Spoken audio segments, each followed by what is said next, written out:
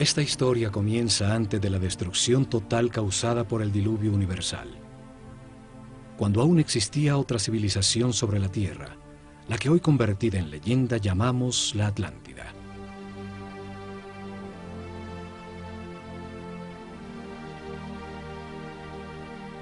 Tenían una sabiduría producto de la evolución de la conciencia del hombre durante miles de años, de las verdades comprendidas sobre el funcionamiento del universo y del proceso que llamamos vida. El estudio de las constelaciones les reveló que la humanidad era una unión viviente entre el cielo y la tierra, que las estrellas y los soles la afectaban, formando estaciones, ciclos y ritmos.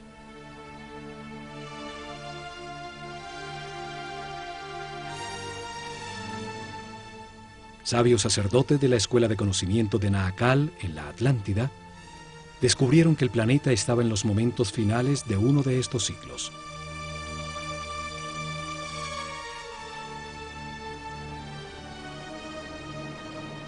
Advirtieron sin ser oídos que una catástrofe inminente destruiría las estructuras que organizaban la vida del hombre.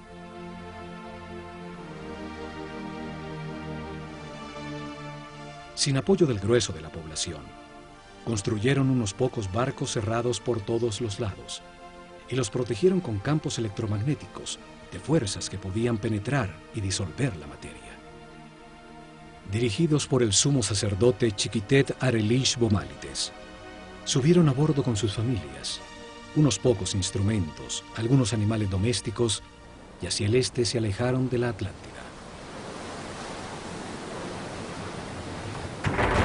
El planeta se estremeció. Los cielos se derritieron y las aguas arrasaron los continentes, borrando casi todo rastro de su civilización.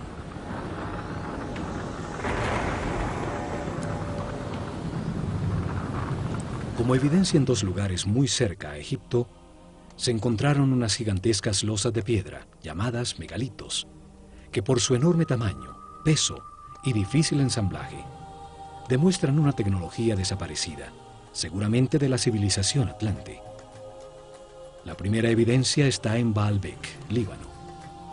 Allí se encuentran las tres losas cortadas de piedra, más grandes y más pesadas del mundo. Son llamadas los trilitones. Cada gigantesca losa pesa 1.200 toneladas, mide 25 metros de largo, 8 metros de ancho y 5 metros de alto. Hoy, el peso más grande que se puede levantar con una grúa, el transportador espacial Discovery, solo pesa 150 toneladas, una décima parte del peso de los trilitones.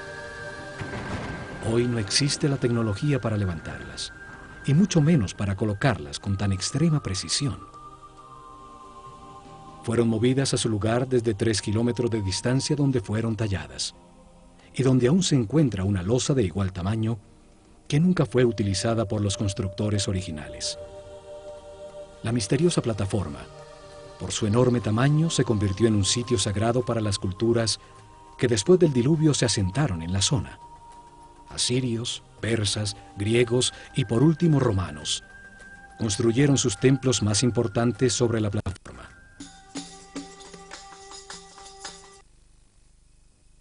En Jerusalén, la ciudad sagrada para 3 religiones. Allí existen otros de estos megalitos, unas gigantescas losas de piedra, cada una con un peso mayor a 800 toneladas. Por su enorme e inexplicable tamaño, también se convirtieron en sitio sagrado alrededor de los cuales creció Jerusalén. Forman parte de la enorme plataforma que sostuvo al templo de los judíos y que hoy soporta la mezquita de El Aqsa y el Domo de la Roca. Las losas son parte de los cimientos del mismo Muro de los Lamentos. Hoy se llega hasta allí por un túnel que descubrió las enormes piedras. Los megalitos de Baalbek y Jerusalén formaban parte de construcciones desaparecidas por el cataclismo universal. Lograron permanecer en el sitio por ser tan masivas. Este cataclismo destruyó la civilización atlante. Sucedió alrededor del año 10.900 a.C., cuando el sistema solar atravesaba la constelación de Leo y quedó registrado en los libros sagrados de todas las culturas del mundo.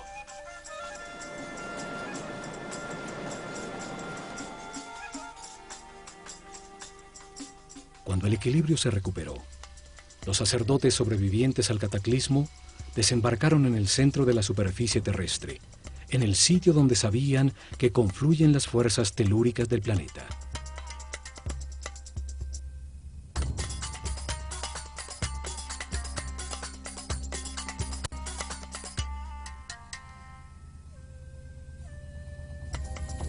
Esperaban utilizar estas fuerzas para impulsar el pensamiento del hombre, construyendo masivas formas piramidales que resonaban, concentraban y transformaban la vibración fundamental del planeta en energía.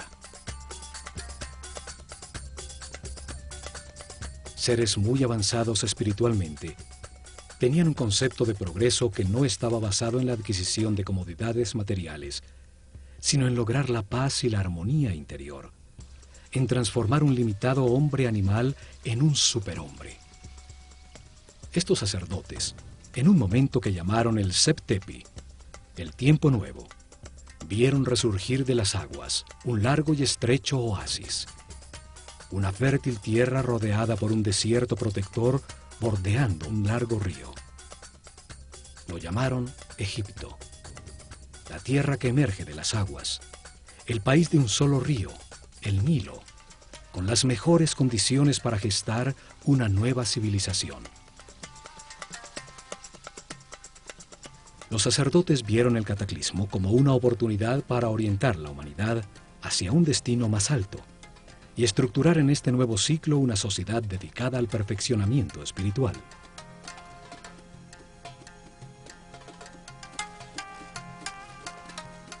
La esfinge demuestra los enormes ciclos de tiempo que consideraban en sus planes. Su forma de león, con cabeza de hombre, resalta el ciclo comprendido entre la era de Leo y la de Acuario, los tiempos de influencia de la nueva civilización. Veían la vida como un proceso diseñado por Dios, en el que el hombre reencarna sucesivamente para perfeccionarse y ascender en las jerarquías del universo. El espíritu del hombre que no comprende al Creador, ni la razón del universo o de su propia existencia, se encarna en un cuerpo para tener experiencias que le permitan adquirir sabiduría y comprensión. En el sitio donde reencarna y experimenta todo, tiene dos extremos opuestos. Es un universo polarizado y dual, que permite la comparación entre las partes para comprender cuál es verdad. Se aprende al vivir en carne propia el resultado de cada decisión y comportamiento en la vida. El sufrimiento permite entender la felicidad. La angustia permite entender la paz. A lo largo de muchas vidas, de comparar los dos extremos se comprende que lo único verdadero está en el centro, en la neutralidad del amor. A través de la reencarnación, el hombre comprende poco a poco. Se transforma en un ser respetuoso de todo lo que existe. Comprende, acepta que todas las circunstancias, aun las más difíciles, son perfectas, pues son lecciones para el perfeccionamiento espiritual. Vida tras vida, el hombre va ascendiendo de nivel, tiene más información, permanece en paz y armonía, maneja más energía vital, se transforma en un ser tolerante y respetuoso que accede a mayores poderes. Comprende que en el universo dual, en las circunstancias contradictorias, lo único que no tiene polaridad es el amor. El amor es neutro, como Dios. Con el zodíaco de Denderá, enseñaron que este proceso de aprendizaje toma a cada espíritu un ciclo cósmico, 12 eras zodiacales.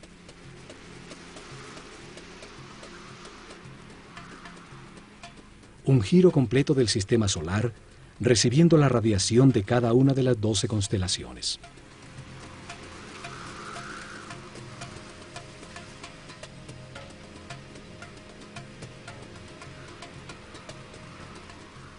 Durante estos 25.920 años, reencarna 700 veces en distintos cuerpos, lugares, tiempos, circunstancias, condiciones y personalidades. En cada vida aprende algo distinto. Cada vez nace influenciado de distinta manera por las fuerzas que irradian las estrellas. Así, todo ser vivo cumple un ciclo cósmico, en el que recibe la energía de las 12 constelaciones, la influencia de los cielos que marcan ritmos y producen distintos estados. Conociendo la relación de este proceso de aprendizaje, de las vidas del hombre en la Tierra, con el movimiento del planeta y del sistema solar, a través de las constelaciones, rigieron sus planes por las estrellas. Estructuraron un método para revelar información sobre Dios, el universo y el proceso de perfeccionamiento durante miles de años.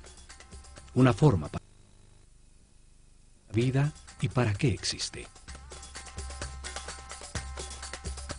Establecieron unas fases para revelar información sobre Dios a su pueblo. Unas etapas que cambiarían con las eras zodiacales en la bóveda celeste. Épocas dedicadas a estudiar cómo Dios creó el universo y luego la conciencia del hombre. Cada fase de la revelación estuvo dirigida por un centro religioso que se construyó a lo largo de la columna vertebral de Egipto, el Nilo. Actuaron como los chakras o centros de transformación y distribución de energía e información al cuerpo del país.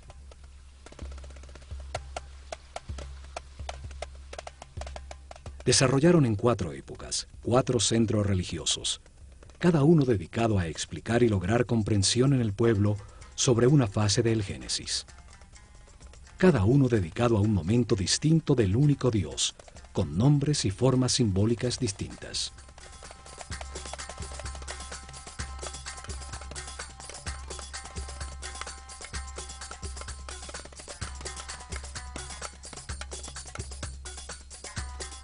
El primer centro religioso fue establecido en Anu, llamada Heliópolis por los griegos, al comenzar la era de Géminis en el año 6620 a.C., en la época predinástica de Egipto. Una era dedicada a la simetría en el arte y en la arquitectura.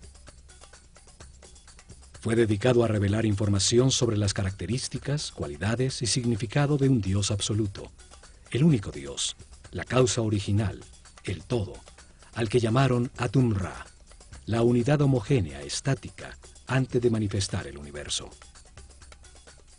El segundo centro religioso fue establecido en Memphis, al comenzar la era de Tauro, en el año 4460 a.C. Fue dedicado a revelar información de otro momento de Dios, cuando manifiesta el universo, los planetas y los soles, cuando activa su voluntad, su energía divina y crea la materia. Llamaron Ptah a esta característica creadora de Dios. Durante esta época se nota la influencia de Mentú, el toro que representa la era de Tauro, en todo Egipto, aún en los nombres de los faraones. El tercer centro religioso fue creado en Hermópolis, dedicado a Tot. Así llamaron al único Dios, cuando multiplica la creación sobre la tierra, con la diversidad de la naturaleza. El centro religioso fue establecido en Tebas, con la llegada de la época de Aries, el Ram, en el año las plantas y los animales. El cuarto centro 2300 a.C. Fue dedicado a revelar información sobre las características, cualidades y significado de Dios cuando crea a su imagen del hombre. Lo llamaron Amón-Ra. En esa época se da el momento culminante de la civilización. Se construyen cientos de templos donde las figuras de carneros predominan y los faraones incorporan Amón y Ram a su nombre.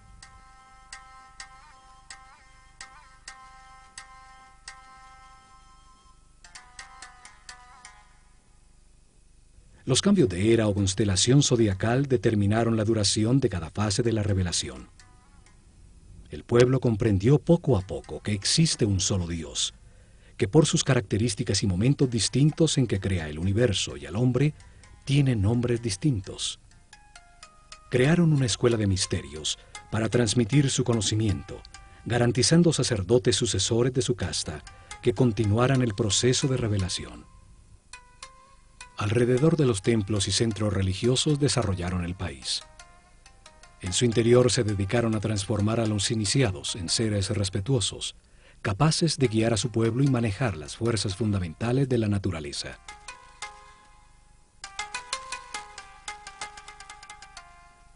Escogieron sus discípulos entre todos los niños de Egipto por el nivel de conciencia y de sensibilidad que demostraban, dándoles la posibilidad de dedicarse a una vida de sacerdocio.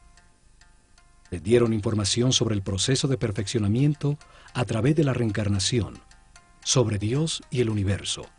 Les enseñaron ciencias, arte, religión y filosofía. Los entrenaron en ejercitar su autocontrol. Aprendieron a conservar su energía vital, a comprender la importancia del respeto y el libre albedrío, acelerándoles el proceso evolutivo.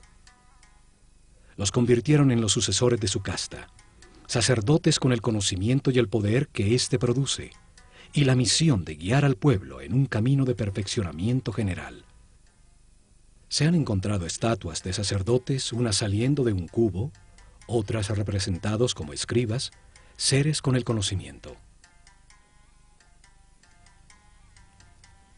A unos pocos le adicionaron a su nombre la palabra Hotep, que significa sabio, como a Imhotep o Amenhotep, hijo de Apú, como reconocimiento a su sabiduría.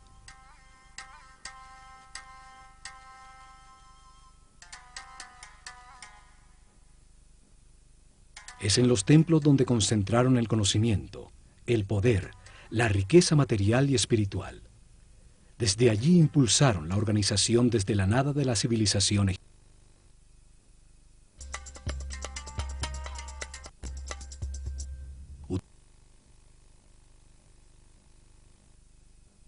De sacerdotes, que dirigió los destinos de Egipto por miles de años, desde las sombras detrás del faraón.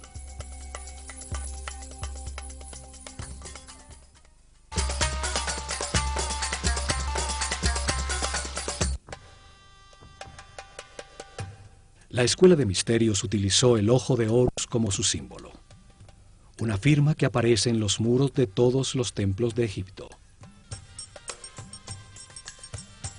Un símbolo trae a la mente, evoca, lo comprendido de su forma, su acción principal, transmite una idea de manera muy simple, más allá de las palabras. Su significado puede ser entendido miles de años después de haber sido dibujado.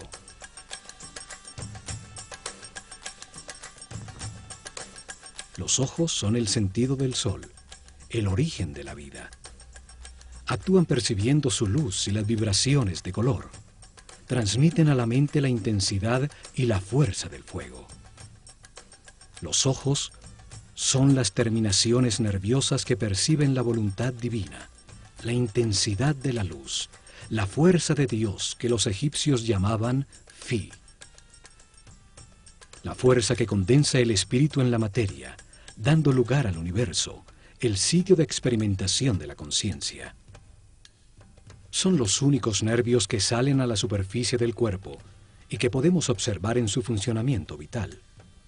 Florecen dentro de esferas llenas de un líquido blanco cristalino.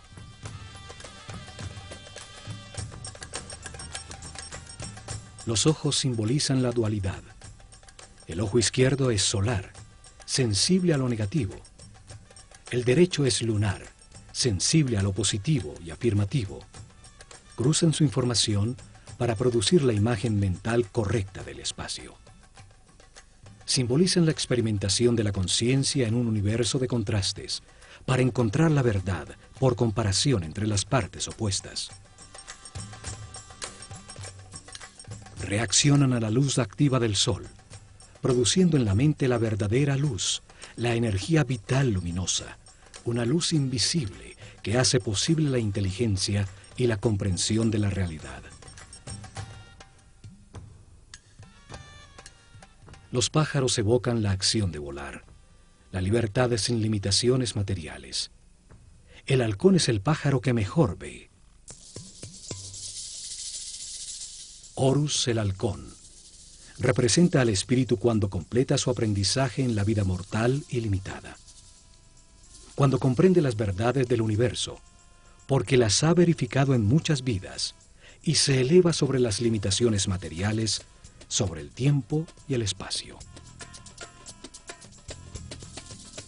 El ojo de Horus es la conciencia inmortal que todo lo sabe, que todo lo ve, puede volar muy alto sobre todo lo que existe o fijar su atención en cualquier detalle. Evidentemente, los sabios sacerdotes se veían como los observadores y los guías de un proceso de perfeccionamiento hacia la luz. Por eso su símbolo era el ojo de Horus, el ojo que todo lo ve.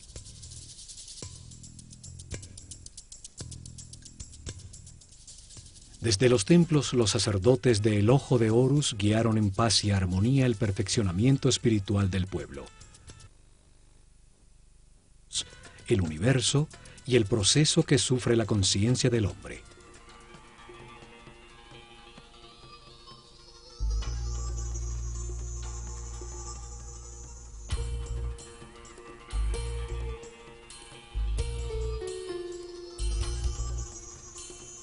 Protegido del exterior por altísimos muros, cada templo era un enorme complejo donde vivieron miles de personas, hombres y mujeres por igual, pues no había distinción de sexo.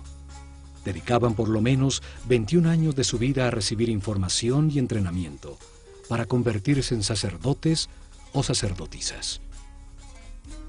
El proceso de aprendizaje se realizó en distintos templos, donde permanecían por largos periodos mientras recibían la información que contenían, el entrenamiento correspondiente a ese nivel y las pruebas de autocontrol para avanzar al siguiente nivel en otro de los templos sobre el Nilo.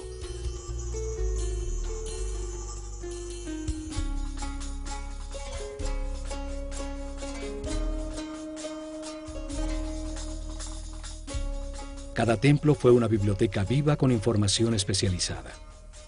Cada uno tenía una lección distinta sobre el universo o la razón de la existencia.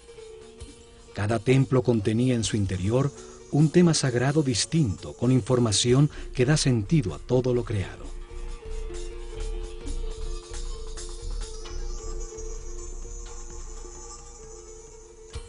El nivel básico se realizaba durante los primeros 7 años, cuando recibían información general sobre el universo y entrenamiento para manejar los centros energéticos más bajos del cuerpo.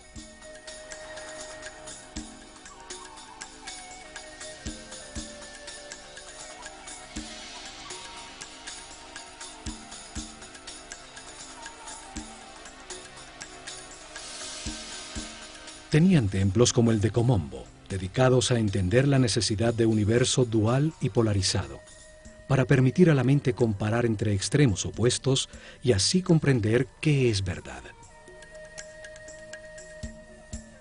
En su interior aprendieron a controlar el miedo a perder, a entender que se tiene lo que corresponde en cada vida, para vivir las experiencias de aprendizaje que se necesitan.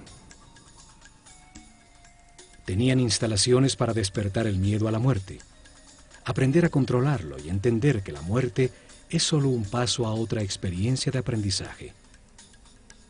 En túneles con agua y cocodrilos, grandes alturas, sitios cerrados con serpientes, los iniciados probaban su determinación. Allí recibieron información para superar el miedo a ser abandonado, los instintos de agresión y defensa, a entender la existencia de programas mentales inconscientes que generan reacciones automáticas para poder controlarlos. En el templo de Luxor, en Tebas, se transmitieron los conocimientos que tenían sobre el funcionamiento del cuerpo y entrenamiento para lograr que la conciencia no se identificara con él.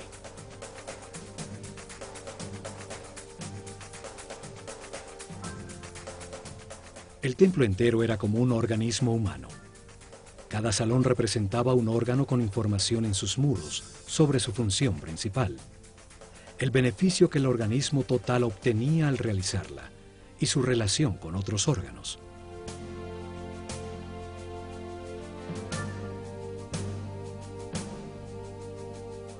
En su interior realizaron ejercicios de concentración y de movimiento, guiando su mente a cada órgano, hasta que hicieron consciente el cuerpo entero y lo manejaron a voluntad como un excelente instrumento.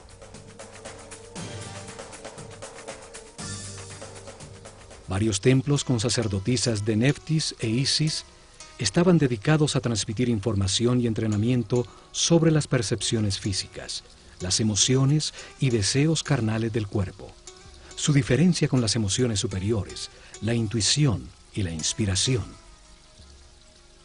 Aprendieron a transmutar las pasiones y las sensaciones del cuerpo con el poder del espíritu, a elevar su conciencia y su vibración vital, a solicitar y canalizar la energía e inspiración de espíritus en planos más evolucionados para despertar su creatividad. Muchos templos como el de Hathor, en Dendera, estaban dedicados a las ciencias, a la astronomía, a la astrología y a las matemáticas. En su azotea se dedicaron a registrar los cielos, a entender las distintas energías que emite cada constelación y los efectos que produce.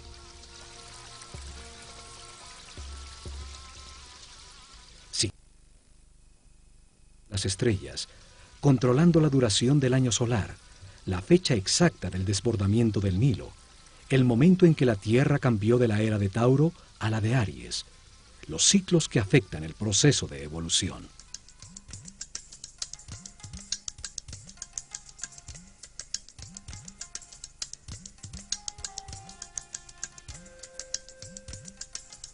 Luego de recibir información dirigida a la razón y entrenamiento para controlar sensaciones, emociones y pensamientos, dedicaban otros 7 años al lado derecho del cerebro, a la inteligencia del corazón, a encontrar la diferencia entre el pensar y el meditar.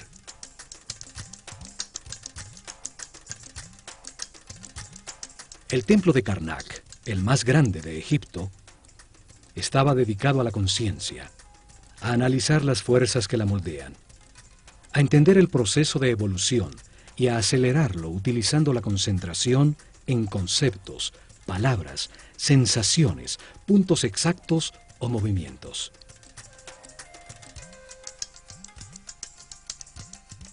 Aprendieron a concentrarse en sí mismos, a diferenciar entre el yo superior y el ego, a identificarse con un ser u objeto externo hasta sentir y transformarse en lo que se piensa.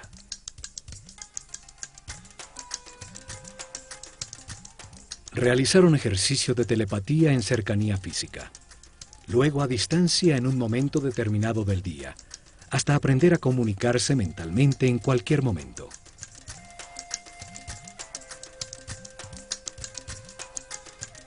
Recibieron información sobre el tiempo y entrenamiento para vivirlo como un eterno presente.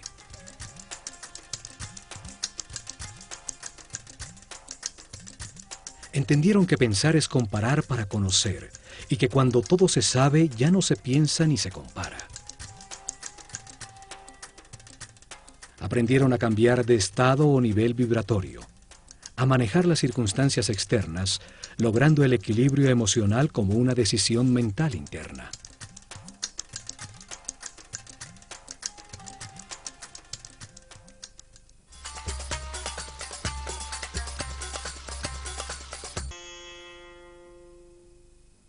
Cada templo contenía 3 niveles de información. Era una manera para revelar información simultáneamente a hombres con distintos niveles o estados evolutivos. El primer nivel transmitía información básica dirigida al pueblo. Cada templo contaba una sencilla historia llena de símbolos y personajes fantásticos. Un drama sagrado fácilmente comprensible. Las ideas eran expresadas como mitos en forma de historia.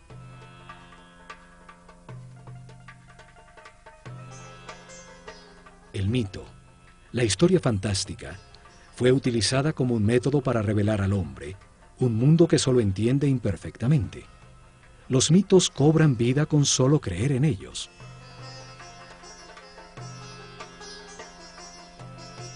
Inventaron personajes con características simbólicas, con formas que traen a la mente su función y actividad principal, que participaban en sencillas historias, parábolas que cuentan verdades sobre la naturaleza humana, sin lo árido o lo abstracto de la filosofía o la metafísica.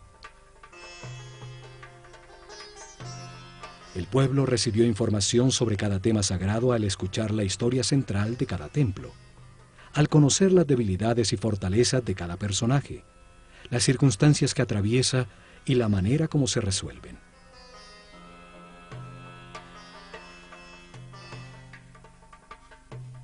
Utilizaron un segundo nivel de información dirigido a los discípulos, seres con un nivel espiritual más elevado, y a los que se les explicaba directamente el mismo tema sagrado, de una manera más concreta y profunda.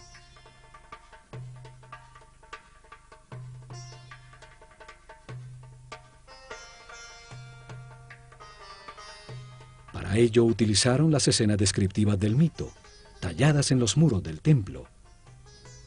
Se les explicaba cada personaje, lo que simboliza en el universo, la parte del proceso de perfeccionamiento que representa, el porqué de su forma, su comportamiento y su función principal.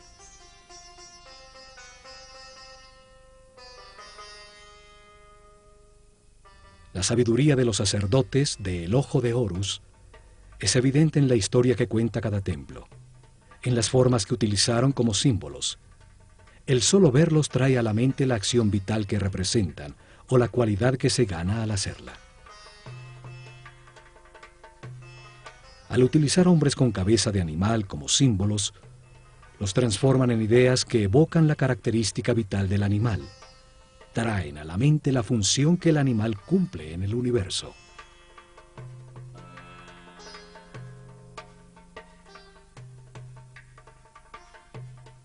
Un hombre con cabeza de chacal adquiere sus características, su instinto de orientación en el desierto. Siguiendo sus huellas, siempre se llega a tierra cultivada. Es entonces un excelente guía. Cada símbolo evoca una comprensión. La forma simple de un pájaro evoca en la mente el vuelo, la libertad. Un disco solar sobre la cabeza de un hombre habla de su claridad, de la sabiduría que irradia, de la información que tiene, del nivel de su conciencia.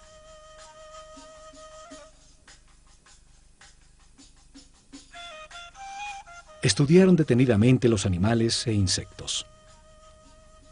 Así recolectaron un profundo conocimiento sobre su vida, sobre su actividad principal, sobre sus características vitales, los hábitos que desarrollaba para lograrlo, su dieta alimenticia, la duración de su gestación, sus hábitos sexuales, el sentido principal de su existencia.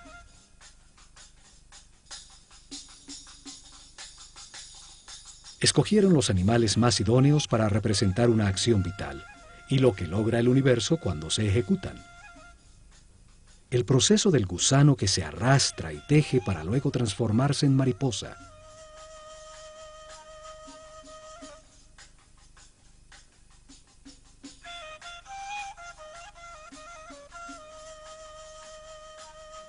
Entre todos los pájaros, el halcón es el que mejor ve. Tiene un cerebro óptico, con la vista más perfecta y desarrollada. Por eso es escogido como símbolo para representar esa función vital, el sentido de la vista. Una figura humana con cabeza de halcón es un ser que todo lo ve, que domina el panorama, viendo perfectamente cada uno de los detalles en los que enfoca su atención.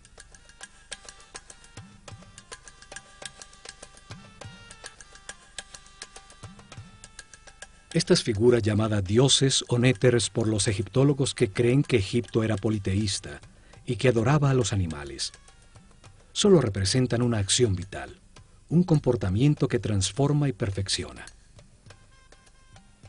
Cada acción importante de la vida tiene un símbolo que la representa. Comunica la transformación que ocurre en la esencia del individuo que la ejecuta, lo que se obtiene. Un par de brazos indican adoración. Unas piernas, la acción de caminar. Una boca, la acción de hablar.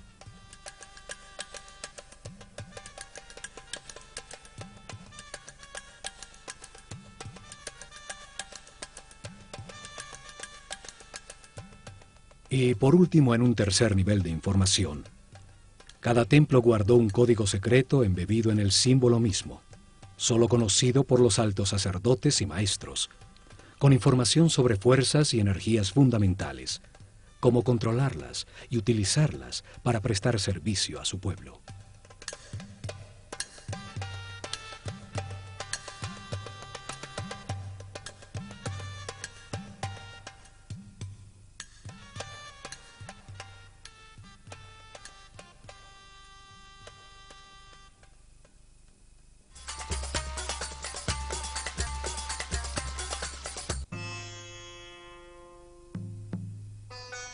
En templos como el de Horus en Edfu, el sumo sacerdote dirigió a los discípulos más evolucionados a desplazar su conciencia en el tiempo, abriendo el inconsciente para revivir y comprender las vidas pasadas en su proceso de reencarnación. El sumo sacerdote siempre fue un ser muy avanzado en el camino espiritual. No se identificaba con el cuerpo, conocía perfectamente su funcionamiento y qué energías utilizar para equilibrarlo.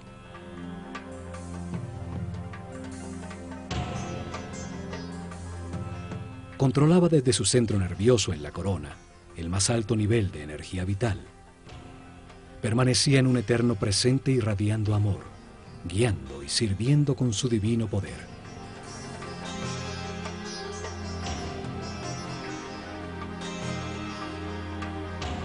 La materia solo recibe, se contrae. El dar es radiar. Es una característica vibracional del espíritu. Los seres de cada nivel reciben y transmiten a sus niveles inferiores.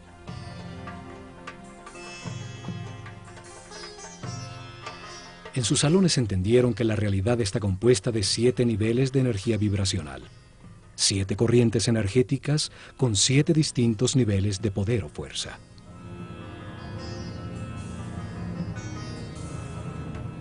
El cuerpo tiene 7 chakras o centros de transformación de la energía fundamental del universo. Cada ser humano en su vida presente utiliza uno de esos 7 centros dependiendo del nivel de evolución de su conciencia. A mayor comprensión del universo, más respeto, más alto el chakra o centro nervioso que utiliza para transformar la energía. Mayor cantidad de energía procesa diariamente y más poderes trascendentales tiene. El sumo sacerdote podía controlar las fuerzas fundamentales por el altísimo nivel de energía vital en que permanecía su organismo. Su sistema neural tenía una resistencia correspondiente con ese nivel de energía.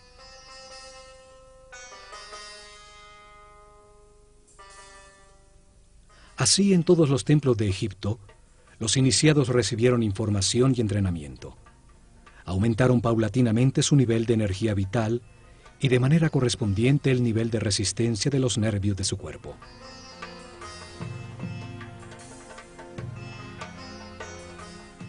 Aprendieron a mantenerse en paz, armonía, a respetar todo lo que existe, a aceptar la perfección del universo para conservar sus niveles de energía vital en el camino de perfeccionamiento que lleva a la omnipotencia, al control de fuerzas y energías superiores.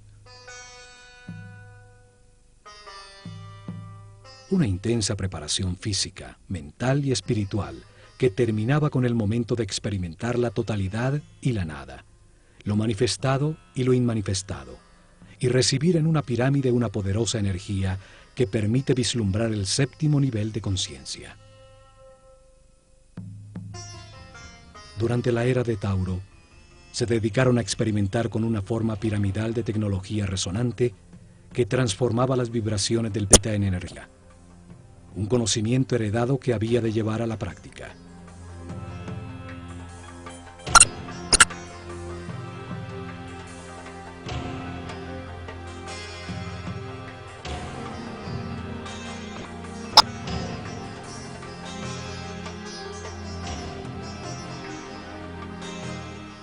Colocaron masivas formas piramidales que pesaban millones de toneladas en puntos neurálgicos sobre la malla electromagnética del planeta.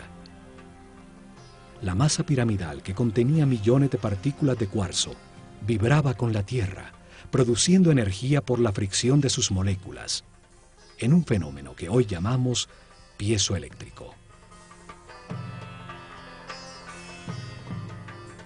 Construyeron muchas pirámides, hasta llegar al modelo que funcionaba perfectamente en la pirámide de Keops. En sus corredores, galerías y cámaras, transformaron esa energía en sonido, haciendo vibrar en niveles cada vez más altos el iniciado física, mental y espiritualmente preparado. Esta fuerza en otras dimensiones, logrando estados especiales de conciencia. Con esta ayuda externa, los iniciados vislumbraban el séptimo nivel de conciencia. Regresaban recordando el éxtasis obtenido, las verdades verificadas, para transmitirlas a sus compañeros con sus palabras y acciones. En sus meditaciones posteriores obtendrían nuevamente ese estado de unidad sin movimiento, hasta que se consolide esta situación definitivamente y se encuentren de manera permanente en estado de Dios-hombre, siempre radiando energía positiva de amor.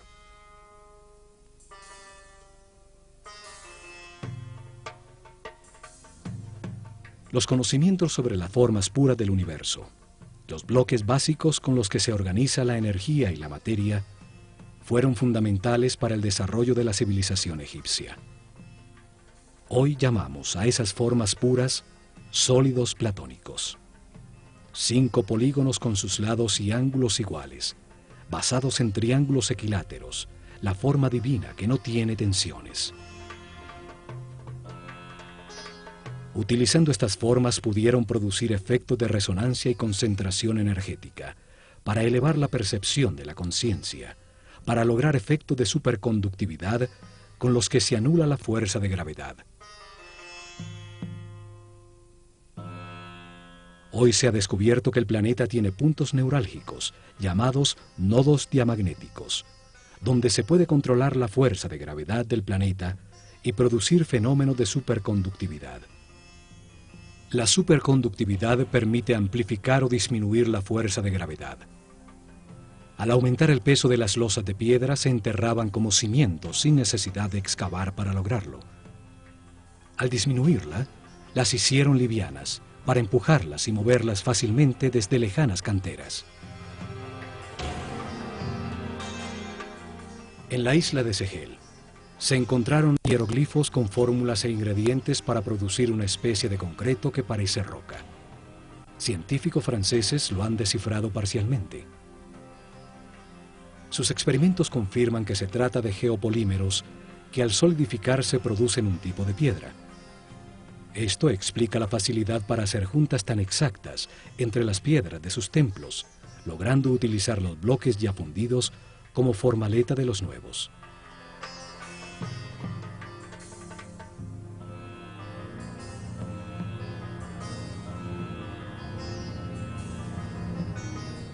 Pero lo más importante fue su visión de que la vida es un proceso diseñado por Dios para ampliar la conciencia del hombre.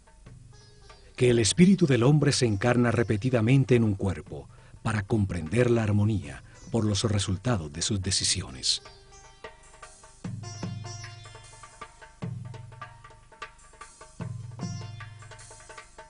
Al vivir muchas vidas con experiencias opuestas, de angustia y paz, de depresión y felicidad, de riqueza y pobreza, de salud y enfermedad, comprende la razón de su existencia y termina con las limitaciones materiales, transformándose en un superhombre inmortal. Un ser que no pierde en la muerte la conciencia o la información acumulada. Un espíritu sabio al final de un proceso que sube otro peldaño más en la perfección del universo.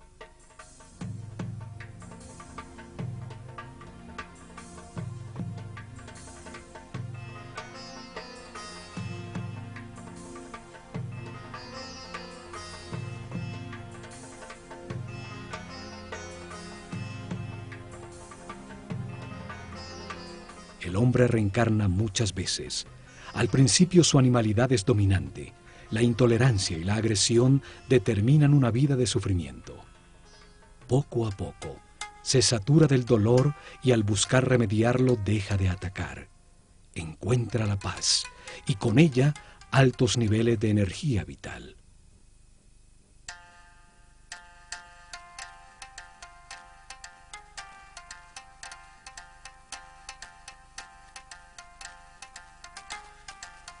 Con la información del proceso de perfeccionamiento y de las leyes que lo regulan, los egipcios mejoraron su vida.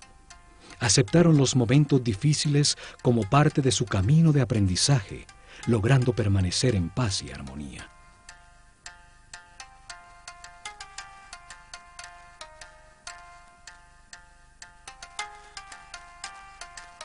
Los templos se revelaron como hombres en un mundo de dolor. Podían transformarse en seres sin limitaciones físicas, con conocimientos para transmutar la materia y trasladarse libremente en el tiempo y en el espacio. En medio de las contradicciones de cada vida se aprende algo, y se renace un poco más sabio. En la polaridad entre la luz y la oscuridad, entre el miedo y el amor, se aprende a encontrar la paz y la armonía, a mantener la energía vital.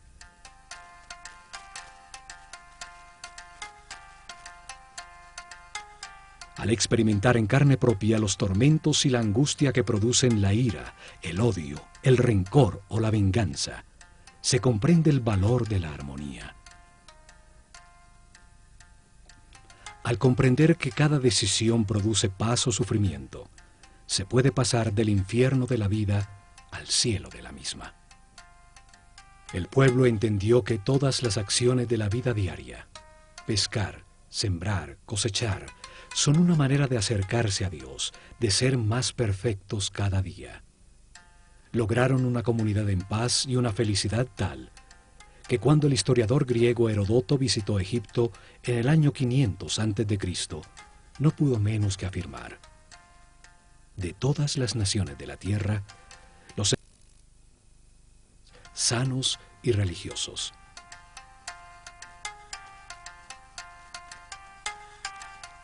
Sin embargo, no tenían una palabra en su idioma que significara religión. No veían ninguna diferencia entre lo sacro y lo mundano. Se veían como los encargados de comprender que Dios, el universo y el hombre forman una unidad manifestada por amor.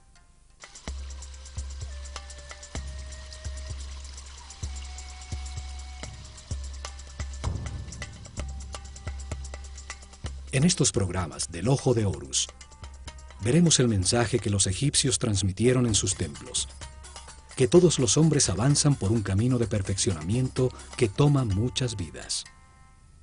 Unos están más evolucionados que otros, pero todos llegarán a la inmortalidad y a la conciencia permanente, solo aprendiendo a ser flexibles, a aceptar las circunstancias y a respetar a todos los seres que nos rodean.